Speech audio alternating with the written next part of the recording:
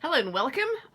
This is going to be a really cheap, quick and easy video talking about the new English release of the first NieR Automata novel, which was called Nagai Hanashi.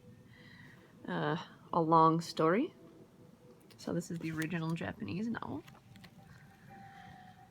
And more recently was the English release of the same novel, which they changed the name from A Long Story to Long Story Short. Oh my goodness. I had a huge fit about that before, but whatever. So whatever I say in this video is mostly coming from my own experience as a creative writer. I studied in college creative writing, so I took a ton of writing courses and had many of my own stories critiqued by my colleagues. And so this is sort of me, not necessarily ratting on this or how the translator worked on it. It's more or less what I would have done in the situation. Since I've already read the Japanese novel, I know what was talked about and in what detail and whatnot. So I can tell what was changed, what was the same, and I can tell you right now, I haven't read all of the English novel at all right yet. I've only read the first chapter, so I'm very early still in this novel. But I plan on continuing to read. But I was reading the first chapter last night, and it took me hours and hours just to get through that one chapter because I was making so many notes. As you can see, I had a highlighter. I was highlighting stuff. I had a pencil, writing notes in the margins and everything like that. So I'm gonna go through what I had highlighted and the notes that I made. Also, just from that one chapter, I can tell you right now that this is not a localization. This has not been a localized version of the Japanese novel. This is a direct translation. So as anyone who understands what it takes to translate something into a different language, it takes so much work and creativity, actually, to be able translate from one language into another and have it feel natural and realistic, having the fluency that you really need for a full-length novel like this. So I'll get into more detail about why I think that this is not a localization but rather a translation. So let's get into it. I'm gonna try to keep this video as short as possible, but that might not turn out to work. I can imagine this being like 25 minutes. Anyway, here we go. So as you can see, the English novel is just a little bit larger than the Japanese novel. From the side, it looks like it's pretty much the same page length. The size is just a little bit different. And the Japanese novel comes with a cover. Most Japanese novels will come like this. So the English version doesn't have that cover. It's just a typical regular book. The first page, we have this really glossy inked page that flakes off. I've had this issue before with this kind of paper quality, is that the ink that they use tends to flake off, and it has all these kind of white specks on it now. This is a brand new book, so this is what it looked like when I first opened it. So it's not like it's been through any major wear and tear or anything. It's just the quality of the paper. That page is actually exactly the same as the Japanese version. So you can tell that the quality of this page is the same. It has the same flaking of the ink, like that, the specks of white. And the front cover doesn't have that illustration of 2B and 9S. It comes with just a little quote here. I'm not going to read it right now. And then it has the table of contents. So this is a new page that they added in the English version. This is also new. Then you have your disclaimers and whatnot, and the table of contents. Okay, so we're going into the first pages. So this is the prologue. Now let's see. So, the very first thing that I kind of had an issue with, the word in Japanese is kikai seimeitai, which is directly living machines, or machines that are alive, basically, or bio-machines is how I originally translated it. But in the official release of the game, they're called machine life forms.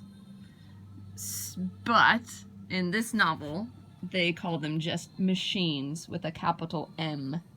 So it takes out everything that was in the original game, and they kind of coined their own names, their own terms. This was a huge red flag for me, because it just shows that the translator did no research on the actual video game. He was just taking the script of the original novel and making a direct translation, almost word for word. As far as the translation goes, it's very good. It's very, very close to the original Japanese, but that's where you come into a lot of problems, because it's not localized. So, because it's so direct, the language itself feels so very clunky and unnatural. It's actually rather difficult to read. I had a hard time with it. So anyway, getting back into it. So that was the first thing that I noticed is about the name of machines, the term there. This other one, I was kind of hooked up on the word annihilated, because my understanding of this definition is that annihilated means 100% wiped out. There are no survivors.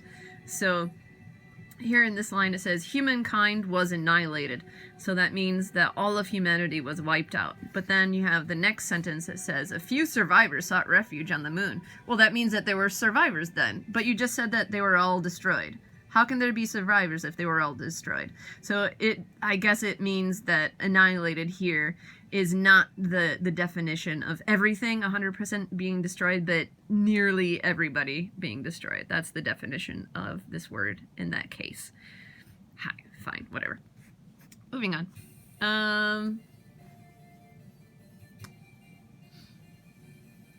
Not sure why I highlighted that. Oh, here. It says roughly it's talking about when the Yorha project was started. The first Yorha Android was created in this date. I don't even know how to read these dates. 11937. That was when the first Android was made, Yorha Android. But here it says roughly 100 years had passed since the founding of the project. So the project, you're talking about Yorha? Project Yorha? So that would have been, what? 11837? No, that's absolutely incorrect. Yorha was first approved by the Army of Humanity in 11932. So it was relatively recent. So I don't know where they're getting this date. This portion of the book, I did not look back into the Japanese version to see if they match up. So this, I don't know what they're talking about, because it wasn't 100 years. I don't know. I'll have to check that later. Going down here. Yeah, so the original Pearl Harbor event, they called it here the Pearl Harbor Descent Attack. No, it should be mission. Descent mission. It's the direct translation, so I don't know why he chose to use attack here. Kind of annoyed me. what was this? Although the enemy server room in the basement of this mountain was eradicated, all androids went missing. No, they didn't went missing. They didn't went missing. They didn't go missing. They were all destroyed. All of them were destroyed. So again, I haven't checked with the Japanese to see if that's a direct translation of what they said in the original book. But they didn't go missing. They're not still around there wandering around. The next is he completely reversed the title and numbers. The model type and the model number for these guys. So for example, we're talking about, where is it? Here. Her name is 2B, right? 2B. So that means she is Nigo B gata. So number 2, type B. It's completely reversed. This is wrong.